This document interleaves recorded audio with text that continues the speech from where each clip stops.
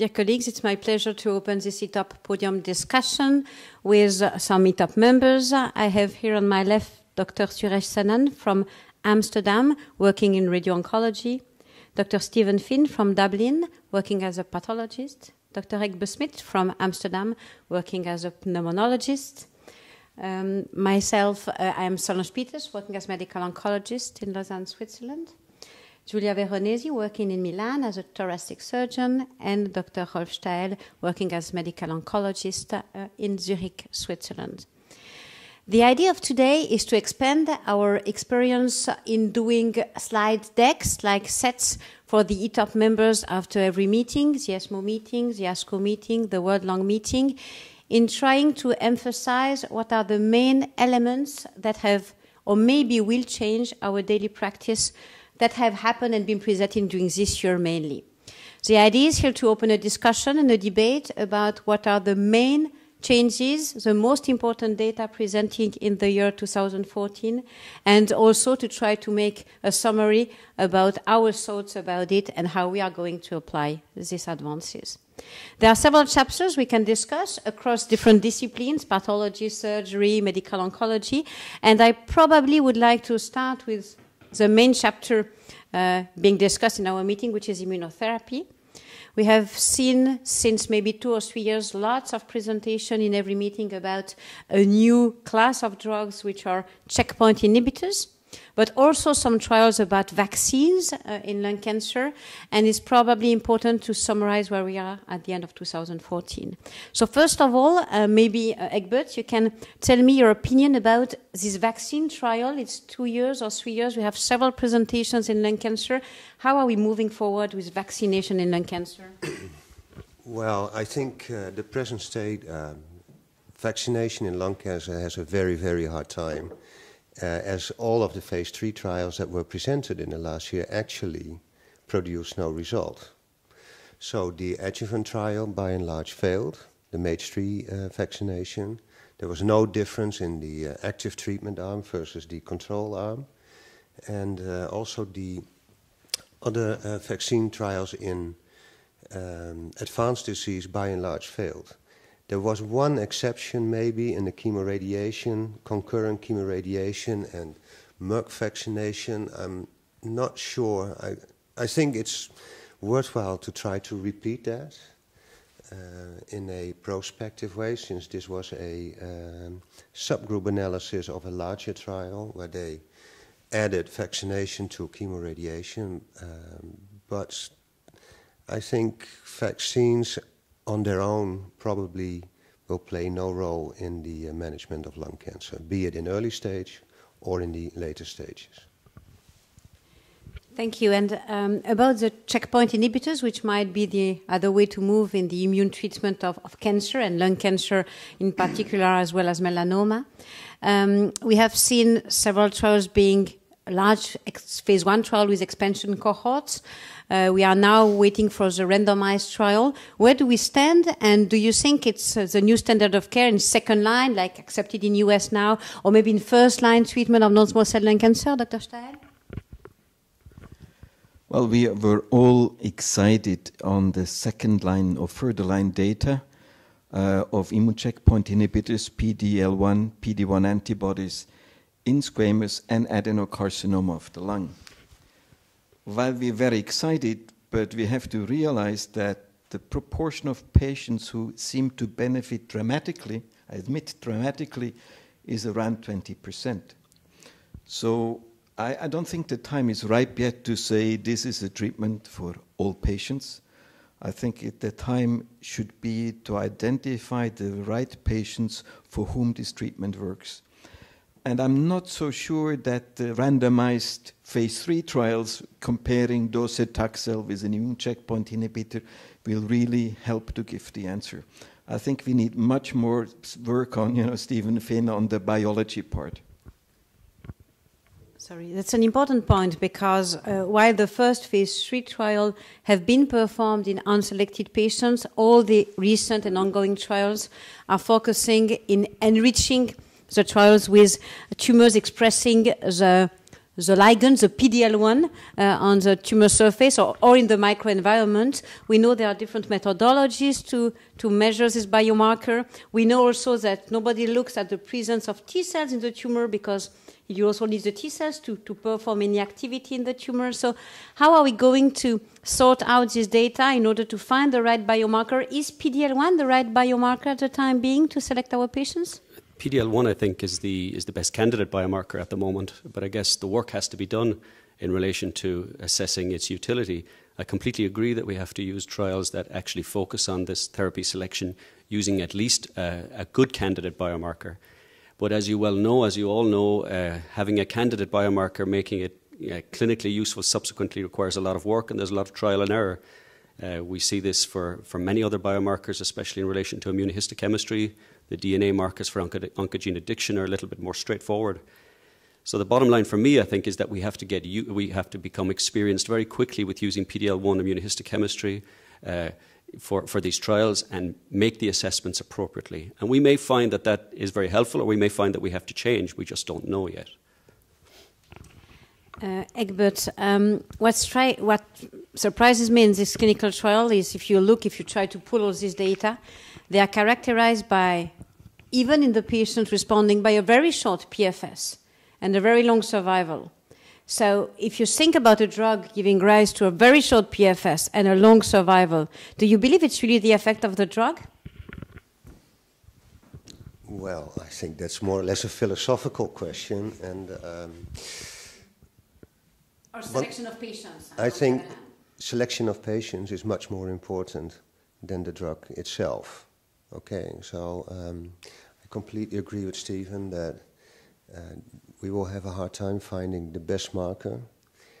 From the way the immune system works, you can hardly imagine that we will have a single biomarker that will identify the right patients, because it's much too tight regulated. Mm-hmm. And I think the danger that is now present, I think, that in the phase 3 trials, where we have not selected for anything, mm-hmm. the proportion of patients will be too small to make the difference. Mm-hmm. And what will happen then? Mm-hmm. I think that's a real danger for drugs that are probably, for a small set of patients, very useful. Mm-hmm. And we have really to take care that if these trials turn out to be negative, which may well be the case, that we will not throw away a useful drug. And maybe the only trials which were not selecting the patients based on the biomarker are the first one with nivolumab in second line.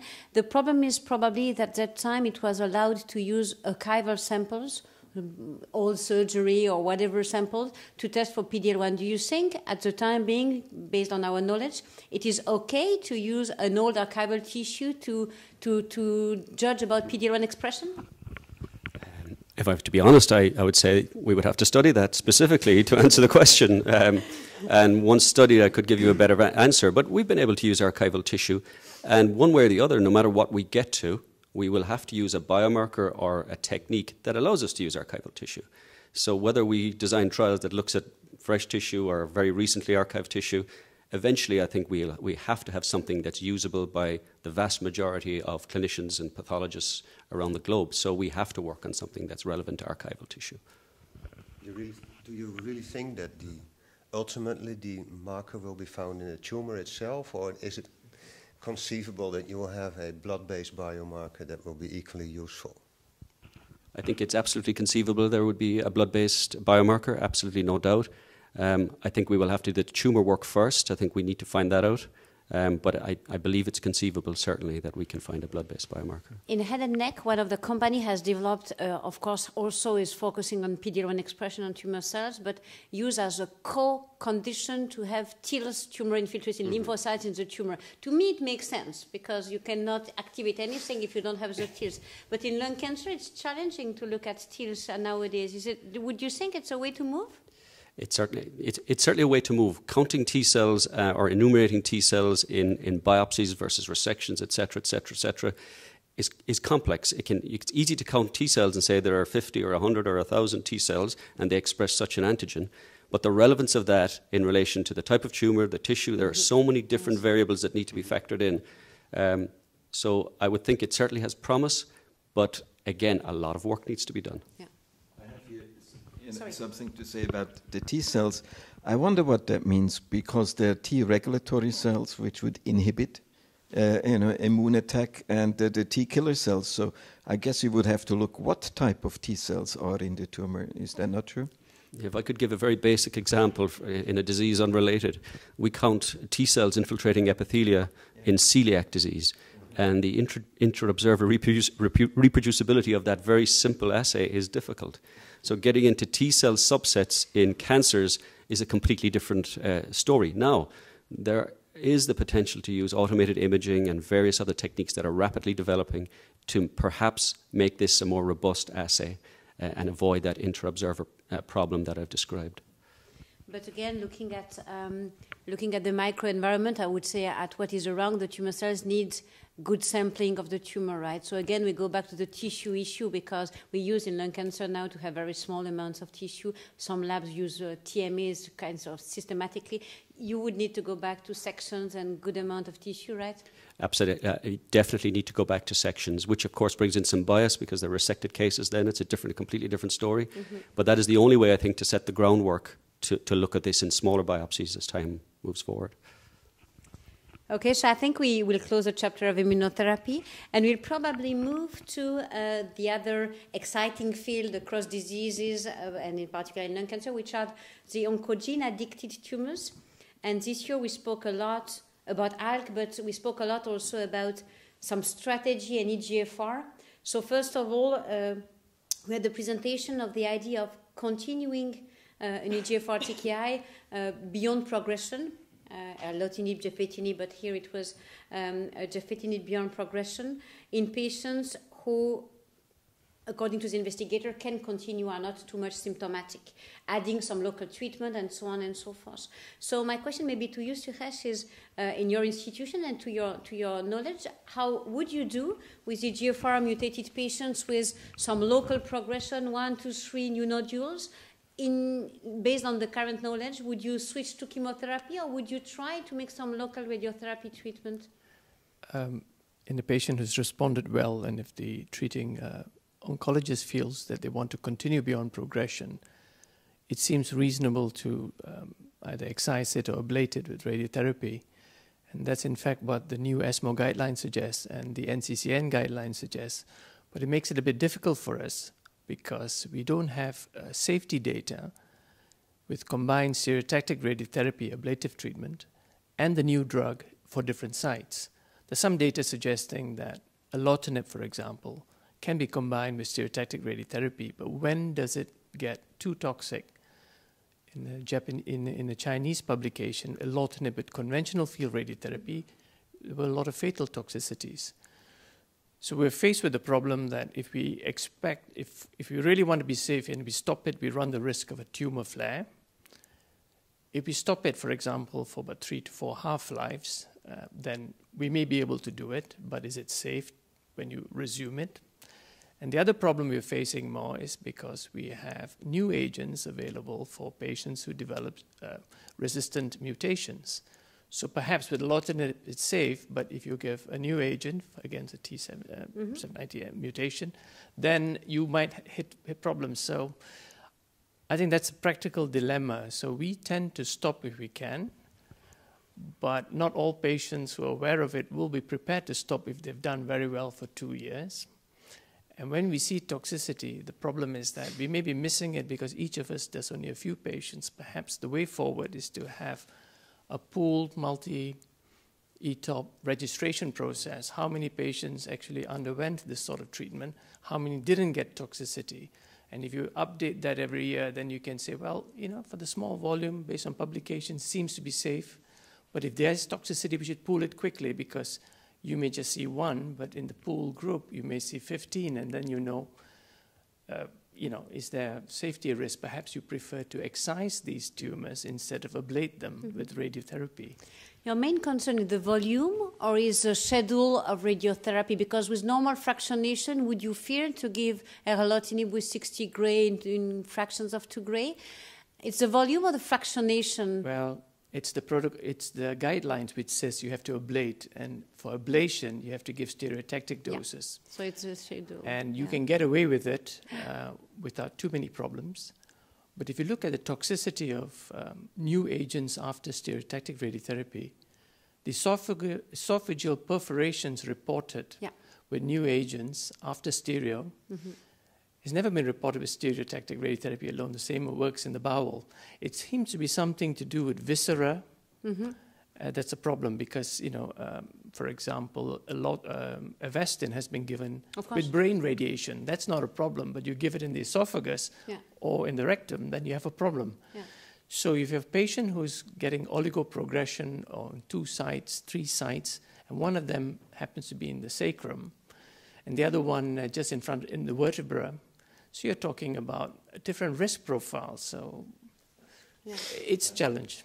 Sorry. Now I understand. Stand now, right? This is 2 issues. One is for stereotactic interruption, there's no issue because it's only a few days of treatment. But you're talking about the long-term toxicity when renewing the EGFR TKI. Because I couldn't understand stereotactic radiotherapy is done in 5 or 3 treatments, and then I would think most of us would feel 1 week interruption is relatively safe. So you're right. The issue is sometimes you get recall reactions. We know, for example, gemcitabine after radiotherapy. We've not seen much of that with this, except for sorafenib. Luckily, it's not yet standard and thing. But anti-VEGF agents are now coming up again with the new trials.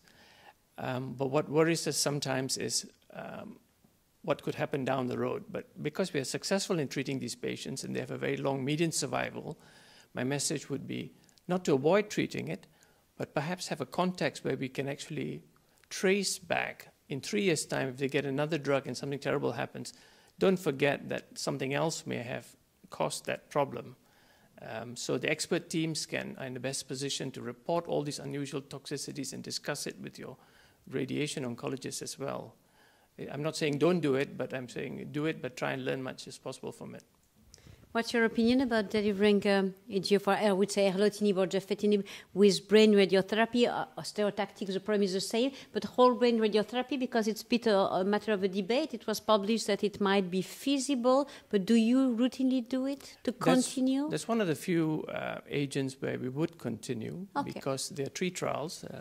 We did a very small trial. The British have done a trial, and the Americans have some experience. So we have enough prospectively collected data to show it's safe. We don't know whether it's beneficial. No, but it's safe. It is safe. Yeah. But unfortunately, that's not the case. And if you rely on that step for every new drug, you'll be busy for years. And the question is, should you just treat these patients with these new drugs and collect collateral information and collateral damage, which people may not recognize as being collateral damage? But remember the vemurafenib story, where it's highly photosensitizing. Alectinib is highly photosensitizing. So if somebody makes a mistake to give 30 grays on the brain with this drug, it will be terribly toxic. With the BRAF inhibitors, we are now seeing that, the mucositis and things. So I think just being aware of it, but perhaps we should build it in that when people treat these patients, all toxicity has to be recorded and followed because many of these drugs are suddenly no longer just limited to centers. They're now out in the practice. Once you get the mutation confirmed, then somebody else in a smaller center may take it over. So in this trial, the aspiration trial, it was a bit disappointing to see that you can continue EGFR beyond progression, but the median duration, in addition, you can add is only 3 months. We were probably expecting a bit more, but it was only, so you can continue, but it's not going to be for years, at least not in median. And you can also switch to chemo. And the question of the IMPRESS trial was to know when you switch to chemo, should you continue the selective pressure with EGFR TKI? The answer was no. Switch to chemo. Don't keep the EGFR TKIs. This is a negative trial. So, Egbert, what do you do in your center when you have an EGFR TKI sensitive patient with a relapse? In the case of detection of T790M, or in the case of detection or no detection of T790M, what do you currently use in your daily practice? So I have revised my standpoint according to the presentation from Tony Mock from the IMPRESS trial. Although I have several questions with the trial, I think in general, as a rule, is that you should stop an EGFR TKIs at progression, okay, and give chemotherapy. Not only for the reason that was demonstrated in the trial, but also we know that if we give a treatment break from the EGFR TKI, we can come back with the same agent and have another response. I don't know how long, it's something that is not very well known, but what we do know is that responses can occur. So you would have a more, the duration of the efficacy of the drug you will extend by stopping it for some time. Intermittent treatment, You have intermittent treatment. So I think the one question I would have for Tony Mock is that, you know, we have these situations where we have oligoprogression, not for 3 sites, but for 7 sites, okay? And 89 sites of your tumor is gone with the EGFR TKI. In that situation where you have no more possibilities of local treatments, would you then stop the EGFR TKI? And we do not know what kind of patients were included in the IMPRESS trial, but I think there is still room for sound clinical reasoning, in that when the majority of the tumor is gone, continue your EGFR TKI and add chemotherapy. I don't think that is wrong, even after the IMPRESS trial came out. But as a general rule, you should stop the EGFR TKI at progression. And at the time of the third generation EGFR TKI targeting T790M, this would be valid only for the patients with tumor which do not harbor the T790M, because you will give third generation in all of the T790M positive patients? Well, yes, probably we will for some time, until, is my prediction, we will learn that that will be heterogeneous as well. So the T790M will not be distributed evenly among all metastatic tumor sites. So yes, we will do that for some time, but that will last only a few years. But the bottom line is, I think, single agent therapy will not solve this problem. Okay, that is the bottom line. We know this for years, and the funny thing is, with these targeted agents, we start making the same mistakes, I would say, over again, by starting with single agent therapy and try to extend that as long as possible. Interestingly, we go back a little bit of the HIV story about the intermittent treatment and resistance mechanism. Our melanoma colleagues, who don't fear the flare phenomenon as much as we do, are now moving to phase 3 clinical trials with stop, intermittent treatment with BRAF inhibitors. We have this flare problem, but it might be a way to imagine to make an intermittent with chemo or with something in between which just prevents the flare? Well, I think that's possible. I think the flare is not as common, I think, as we think, as we fear. It certainly, in my view, is restricted to EGFR. We don't see as much flare with the ALK inhibitors if you stop them. I mean, those are people that are progressive anyway if you see them in referral centers, and it doesn't matter whether you continue or stop, they will grow anyway. So I think this flare phenomenon is a bit overestimated, but it does occur. And the sad thing is, when it occurs, you can't really stop it. Okay?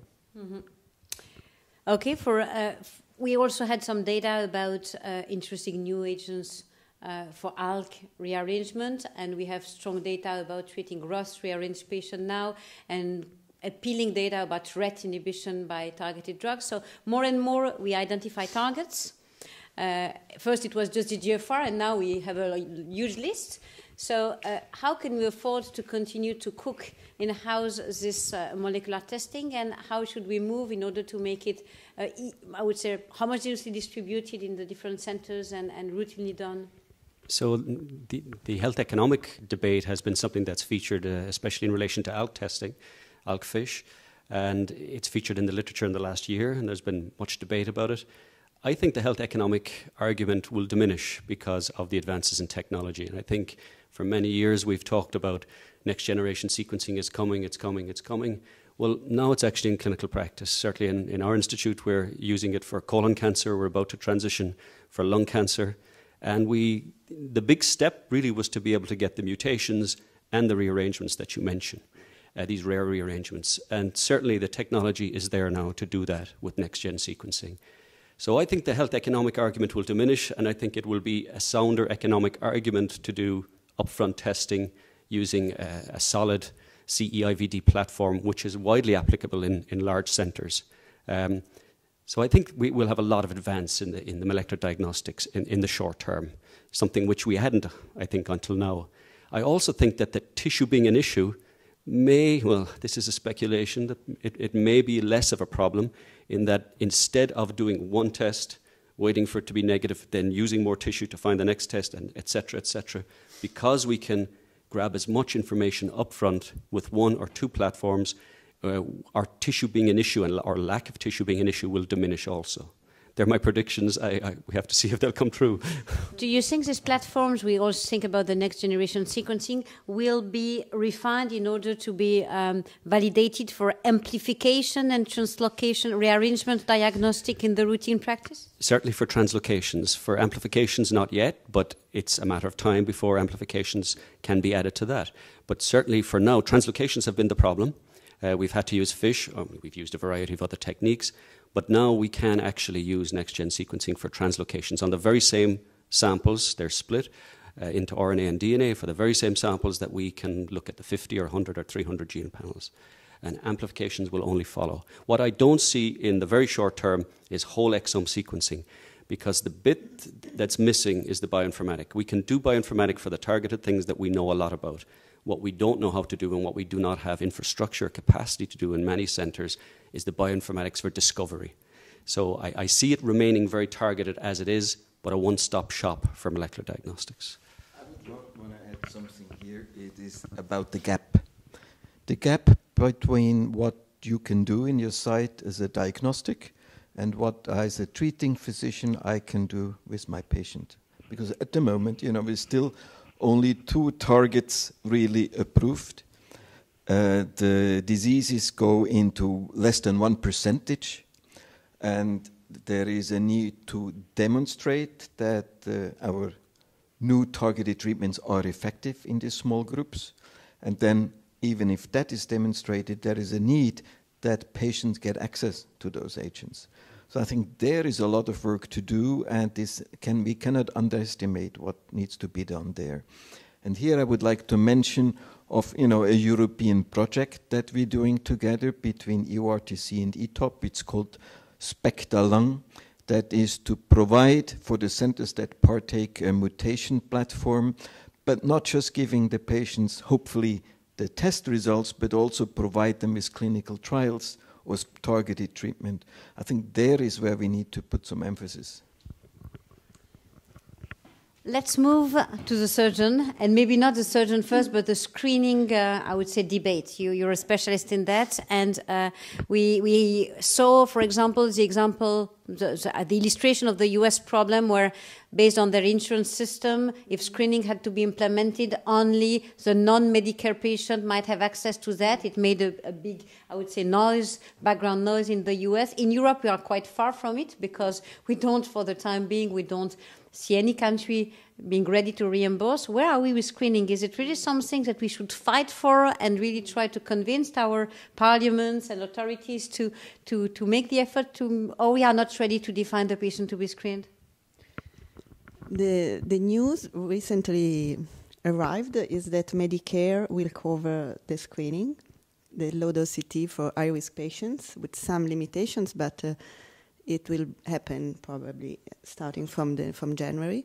So this will fill the gap between the private insurances and Medicare and Medicaid. And this will change probably the landscape also in Europe in the next years, because it will become soon the standard approach for high-risk patients in US. And I think that soon we will approach the issue in Europe. At the moment, we know that we are refining the diagnostic algorithm, for example. We are refining the risk modeling. And the best things is to find the most effective tools to propose. For example, we are data that low-dose CT and interval between rounds should be performed according to the tailored risk of each individual, according to the history of the person, but also to the lung imaging we have obtained at the first screen. And so the tailoring screening strategy is one of the most important advances in the last year, and also improvement of diagnostic algorithm. And we have also in technologies that are reducing doses. So we have the ultra-low dose CT to reduce radiations exposure. And one of the most important, let's say, improvements are also related to biological markers. We have some signature in the blood related to microRNAs that have been identified, and seems very promising tools to detect early stage lung cancer and avoid probably around half of the CT scans in the future. So a pre-selection with these molecular markers is what we foreseen for the future. And related to this, we have some important improvements in the treatment. We have a surgery that is moving towards a less invasive treatment, which also in this case are more and more tailored to the nodule, to the size of the tumor, to the aggressiveness of the tumor, in particular according to SUV of the nodule and the lymph nodes. And also volume doubling time is becoming very important prognostic parameter. So sublobar resection will become soon the standard treatment for early lung cancer, early screen detected cancer. And also the approach is going to be less and less reduced, like minimal invasive surgery. Video thoracoscopic approach has become the standard treatment for stage 1 and 2 disease. There are recent consensus statements that declare that is the way to go, with important advantages and benefits for patients related, on quality of life, pain, postoperative stay, complications, blood loss. And the entry in the market of technology and robot and computer-assisted surgery is going to allow in the future also a wider use of minimal invasive surgery for these patients, because also both extending the indications of minimal invasive approach towards the less invasive resections like segmentectomy and subsegmentectomy.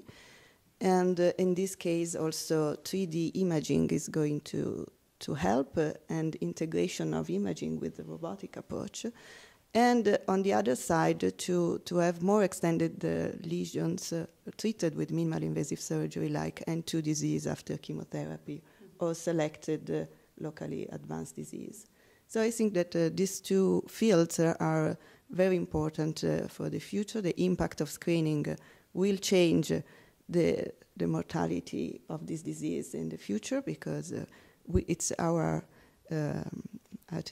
mission now to improve screening in Europe, because we must not allow to miss all this life, and reduce invasiveness. We had this retrospective series of surgical cases, which is called Landscape in ETOP, where we could describe the survival of our European patients, early disease, stage 1 to 3. And we were quite disappointing to see that in Europe we have the same, I would say, poor survival even for very small tumors. Stage 1 already have a high risk of relapse, and stage 2, of course, the smallest with screening, the higher probability to be cured. But we will discover more and more these very small tumors, I hope, with screening, and remains open the debate of what about radiotherapy? There were some trials trying to address the question of stereotactic radiotherapy in operable patients, and these very small lesions would be optimal to do that. Would you propose some stereotactic radiotherapy to an operable patient with a small lesion, or what? And how are we going to get How are we going to get the evidence that it is feasible or not feasible, better or worse than surgery? Are we going to get this data one day? Tomorrow morning we'll have a nice session, Dr. Veronesi and me, to update people on what's happened, what's going to be presented. So there are 3 trials which have failed. There are 3 trials now being developed, and Dr. Veronesi will present a 4th trial. So the problems we face are that in the ESMO guidelines, in the ISLC recommendations, and in some modeling work, we suggested that stereotactic radiotherapy should not be performed until the likelihood of the lesion without a biopsy being actually malignant is high. So we've suggested at least 85%. Mm-hmm. So when you talk about these small lesions, I think it's quite exciting what Dr. Veronesi said, that you have molecular markers, volume doubling time, etc. Our last ESMO consensus document said that volume doubling time is not ready for big time, prime time, and we shouldn't use it. So I think if we can, have better discrimination, better methods of getting a diagnosis, then I think would be a place to have a randomized trial. But I think for the screen-detected small nodules, sub-centimeter, I think the current recommendation in ESMO is that expert multidisciplinary team should look at it. And if you have already a validated model in your population, because the population in North Holland, the data we have is different from what in your general hospital is, for example, in another part of Europe. So I don't think it's ready for, I think it's getting all the right tools together, validating it, and probably these things are better validated in a surgical population first to see how accurate we are before we jump and start treating small, non-biopsied growing nodules in different populations where there's no validated module. What will be the criteria for sublobar resection? We are used to speak about the size of the tumor, but can you just give us a taste about the other criteria we will use to allow for sublobar resection in the future? Yes, at the moment there are 3 randomized trials that use the size as the main criteria. We have 2 centimeter in size as the criteria, and the randomization is between both anatomical or wedge resection in the sublobar group, plus sampling of lymph nodes versus standard treatment, which is lobectomy and radical lymph node dissection. Only the size. In the two US and Japanese trials, the criteria is related only to the size. In the trial we designed in Italy, we have used also SUV as the stratification factor, and the difference compared to the other 2 trials is that in our the SUV negative tumor, or the tumor less than 1 centimeter in size, cannot receive the lymph node dissection because we have very, very few cases of around 1% of risk to have involvement. So this is the first time in which also the SUV enter as a criteria to define the treatment.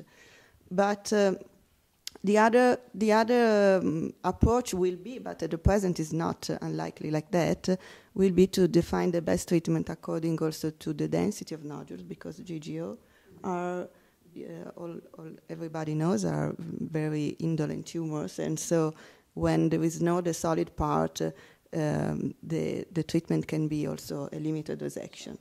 But for the moment, when you have a frozen section that declare an invasive adenocarcinoma, even if it's minimally invasive, for the moment, the guidelines say you have to remove the lobe, or at least very well the segment. However, these trials will show probably that if you have enough margin of 1 or 2 centimeters, negative margins, you can also limit the treatment. And the objective will be to have wedge one-day surgery and really a very not invasive treatment for these small cancers. We could speak a little bit about small cell lung cancer. So we had mainly at ASCO this year some concepts which are revisited by clinical trials. The first concept is the prophylactic cranial irradiation, the PCI, which was published by somebody close to you some years ago, showing that PCI in an unselected population of patients having responded to to chemo, extensive disease did benefit in terms of survival of PCI. And this trial was challenged by the Japanese group with a new trial showing that PCI, I would put it in bracket, plays no role, and even it might be a little bit deleterious in this population of extensive disease, small cell lung cancer. So what do you think about this? Are we controversies? The trials have been performed differently. They don't follow the same, I would say, procedures. What do you think, and what do you do in your institution after the ASCO presentation? The ASCO presentation from the Japanese was about two different things. Two different aspects were different from the previous EORTC trial, which was asymptomatic patients without signs of brain mets, who then had symptomatic brain recurrences. The Japanese trial is about patients who had periodic scans, MRI scans, to detect asymptomatic metastasis as well. And it was prematurely terminated because of a futility rule, so it's not powered to draw the conclusion. So that has not changed yet. So I know there's data questioning the role of PCI in very early incidentally detected peripheral small cell lung cancer. So for the rest, we have not changed our practice. So you continue to confidently deliver PCI to all patients having presented with a response to the initial chemotherapy? Yeah, patients without progression, yes. Yeah. We would do that at this point, yes. Okay. Would you do the same? Well, it's a big debate, and one of the debates we're having in our clinic is the age. You know, should there be an upper limit cap on delivering PCI to patients? I wonder how you do that. About the memory, when we speak about elderly patients, is the hippocampal sparing, this technology will help in delivering more PCI? Well, I think it's never good to irradiate healthy tissue and certainly not healthy brain. So the EORTC study had an upper limit of 75 years, so we really don't know. Yeah. So when we have patients who have had a CVA in the past or already compromised, a poor quality of life, we just, you can wait until they come with a symptomatic metastasis and then treat them. Although a very old EORTC study by Professor Postma showed that if the brain was the only site of relapse and you came and you got treated, you did very badly. But this discussion is easier in extensive disease because the prognosis overall still remains pretty poor. Yeah. So hippocampus sparing is one of the things which is being explored, but I think the jury is still out. If you think it's not in the patient's best interest to have PCI, then don't do it. Just plan an MRI scan like the Japanese do. Because MRI scans are not a big thing anymore. No, we treat a solitary brain mets for non-small cell. Yeah. They're periodically followed up and then they're salvaged again. Yeah. So what has changed in the last year is the increasing number of reports saying stereotactic radiotherapy may actually have a role in small cell as well. Yeah. And that was the topic of another presentation at ASCO, which to me is interesting. So if you work in a hospital where you don't have to wait 6 weeks for an MRI scan, perhaps that's an option for your 78-year-old person who's not sure. To follow up with MRIs. And the other small cell lung cancer question is an old one. It was already published some 15 years ago, something like that. The role of giving some dose of radiotherapy to the primary tumor in the context of a metastatic disease. So if there does thoracic radiotherapy at the end of the chemotherapy, add something in terms of outcome of these patients. It would make sense in such an aggressive disease. It was discussed by Jeremy already in 1999, if I remember it well, and was again discussed by your same colleague, Stotman, at this ASCO meeting. So what do you think about it? Well, the background is that when we looked at the last EORTC study about more than 70% had persistent intrathoracic disease. And finally, 90% had progression intrathoracically. Yeah. So we were irradiating a site without metastases prophylactically, and they survived, so it made sense to see whether treating the chest would work. I think the Jeremic study was interesting, but some of the numbers there were a bit unusual in that they had a large number of patients with complete response who then they could randomize again. And they had 5-year survivals for extensive small cell lung cancer, which has never been repeated in the literature until now. So you could say because of stage migration, it's changed. So we felt it was worthwhile testing it in a prospective fashion. So patients who responded to chemo, who came for prophylactic brain radiation, were randomized to chest radiation or not. Low-dose chest radiation, just 10 fractions, was not too toxic. The primary study endpoint was overall survival, which is not met. But a secondary analysis suggested that 2-year survival was better, and that's been the source of controversy. But I think there are 2 reasons to suggest that it may be biologically plausible, because the progression-free survival is significantly better. Hazard ratio, I think, was 6.69 and a p-value of 0.001. And there were about more than 50% reduction in intrathoracic failure. So biologically, it's plausible. But the fact that it was in 2-year survival that showed it is the cause for discussion, but they should be standard and implemented by everyone. So it's a lively discussion ongoing. There were some problems with the figures in the article because Lancet likes to change everything to their own style. So there's an update coming up next week in the site. So the dose of radiotherapy, 30, 45, 54, the gray? Now, the first question is, does radiotherapy have a role?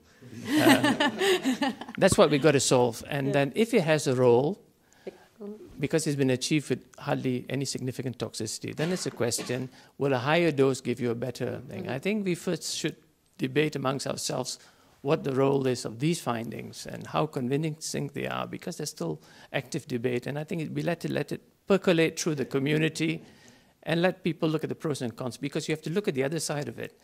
What is the toxicity of salvage chemotherapy in an insensitive and a sensitive relapse 3 months or later than 3 months? What is the progression-free survival, and what is the quality of life of these patients? So even if you say the study is negative, what is a benefit, and how do patients, for example, see the benefit of a significant improvement in progression-free survival for a disease where the survival is really very poor? Yes. Well, let's go back to the palliative treatment of cancer. I think it's going to be the last chapter of this discussion. I think for the sake of time, non-small cell lung cancer. We were used to, we discussed immunotherapy, which will probably come somewhere in our lines of treatment, but we are used to deliver second-line docetaxel. We are also used to deliver second-line erlotinib. These were the 2 options which have been proven beneficial. There was also pemetrexed, but now we use pemetrexed first line. 2 options showing beneficial, but I would say slightly beneficial, because docetaxel doesn't give rise to a high response rate. The PFS is short.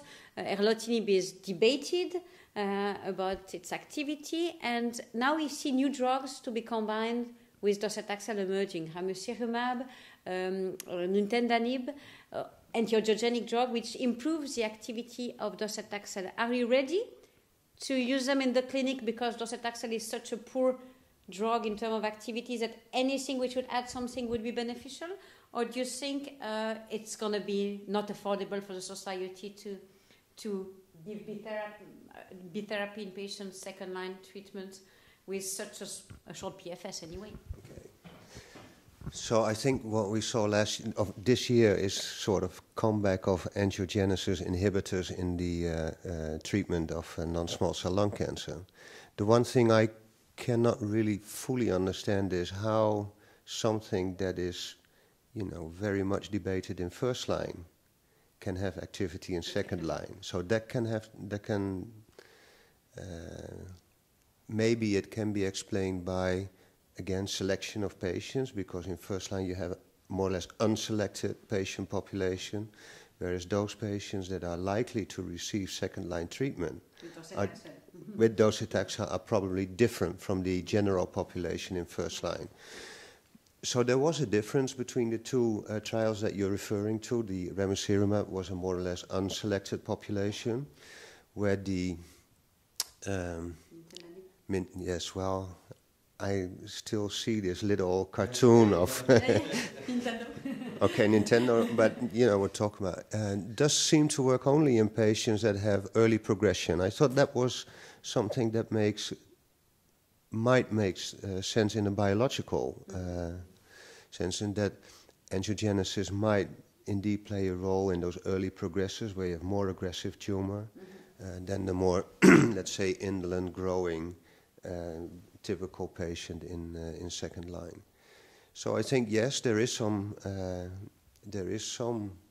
evidence that adding something to docetaxel for the first time, actually, adding something to docetaxel might work for some patients.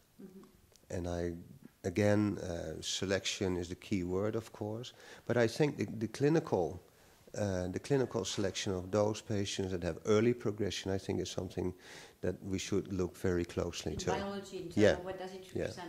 Any biomarker for angiogenic agents nowadays? None that I think are usable anyway at the moment, unless you know one that I don't know. And to open the debate about erlotinib, we had lots of negative thoughts this year about erlotinib in non-mutated EGFR patients. Not only erlotinib, I would say EGFR TKIs. We know that dacometinib is not better than erlotinib. We know that dacometinib does not make it after erlotinib versus placebo. We knew from ESMO meetings that afatinib is not very strong, but give one or two more weeks as compared to erlotinib in a phase 3 randomized trial. And now we have a publication showing that maybe versus placebo from another group, it doesn't change anything to the outcome of the patient. So is there still a room? And of course, we speak about docetaxel, erlotinib, one or the other one, or sequential. Rolf, is there still a room for erlotinib instead of docetaxel or after docetaxel in unselected patients? I think it's not just me, it's being done less and less. However, I have to admit, I do have a patient which have no EGFR mutation and had the most dramatic response to erlotinib fourth line and is still alive. So there's still people trying to find out for what would be other characteristics that a tumor makes to respond to erlotinib, but we know in general it's not. And I really believe with now having anti-angiogenesis in addition to docetaxel, this would be the way to go. Also, isn't it true that when we had the initial studies, you know, the American and the European study, we went back to the lab and there was some evidence that the taxane together with an angiogenesis might be better. And, you know, I think it's really in tune. What I don't know, what I wonder, speaking about second line, hasn't there been a trial to use bevacizumab through all lines? Does anybody know what happened to this trial? I don't know the final results. I know some preliminary results have been presented in Chicago, but not the final results. So it's something we still wait, I think, for next year's the final results about bevacizumab beyond progression. The continuation trial is led by Cesare Gridelli. So you say, but well, honestly spoken, you have your patient responding 6 months to docetaxel nintedanib and progresses. So you stop here. I would say that we go together, we do consensus statements. And then we, for example, the last consensus statement, we debated whether in second line treatment we will give one agent or two agents. And I think we do generally little more than we put in the consensus statements with some of our patients. I admit I do that. Well, I thank you for this interesting discussion. There might be several other chapters to discuss, but I think we have already covered quite a lot of clinical data, clinical and laboratory data. And just to remind all the colleagues that the ETOP is organizing an annual meeting. The next one next year will be in Zürich at the end of the year. And we also organize a masterclass with all the faculty here for young people who would like to be trained in clinical trials, which will take place in Poland next year after the summer break probably, and you will find the exact dates on the ETOP website. And with this, I thank you for your participation in this nice discussion. Thank you.